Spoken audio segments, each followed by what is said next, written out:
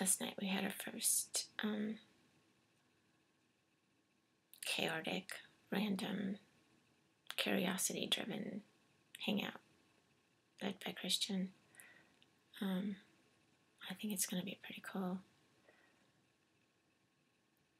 Totally how we learn with Christian and Amy. And I think one thing that I'm really noticing is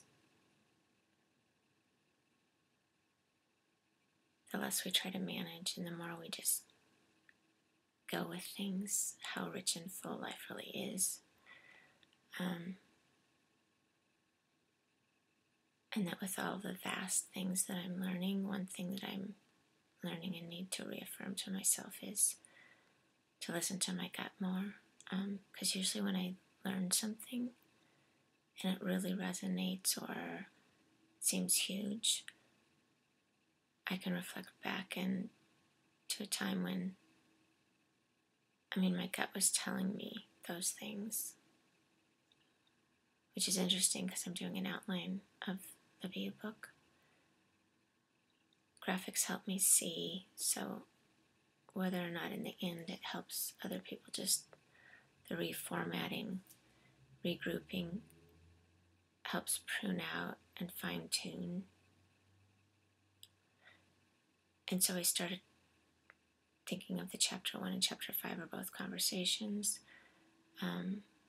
One is, it's about authenticity, but it's really about rhizomatic learning, because that allows for you to self-reflect. There's nothing to prove. There's no measurement. And then the conversation with others, in a lot of ways it seems the same, but the emphasis on that chapter has been a culture of trust. And so I was thinking yesterday when I was doing that, well, they both the trust doesn't just come when there's a community. And I think Deborah Frey somebody said something about folding yourself back over on your community and folding yourself back over on yourself. So that's, I guess, just what I'm wanting to tell myself today.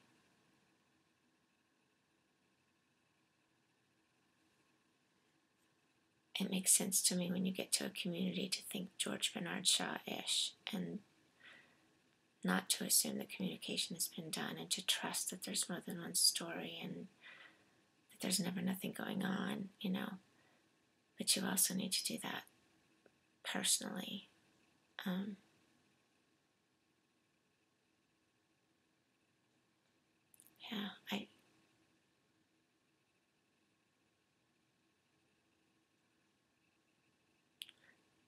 I won't start a basics rampage, but fractals are huge.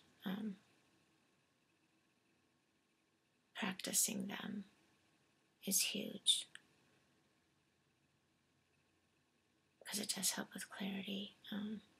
So trust, not just when you get to others. It's trusting in your own gut.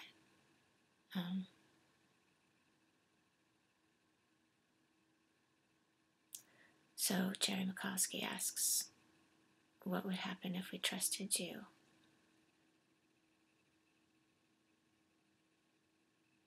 And very similar to that, what would the world be like if we trusted ourselves enough to follow our whimsy?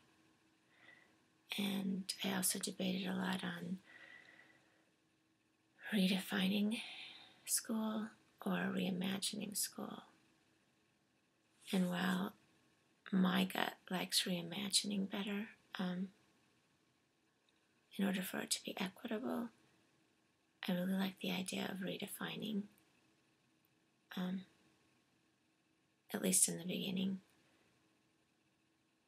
So the public education is everyone's known by someone, you talk to yourself every day.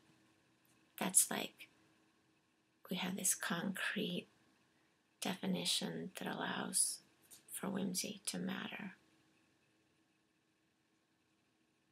At least that's what I'm thinking now. So what would happen if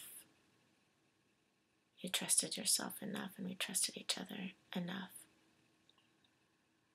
to boldly believe that whimsy matters.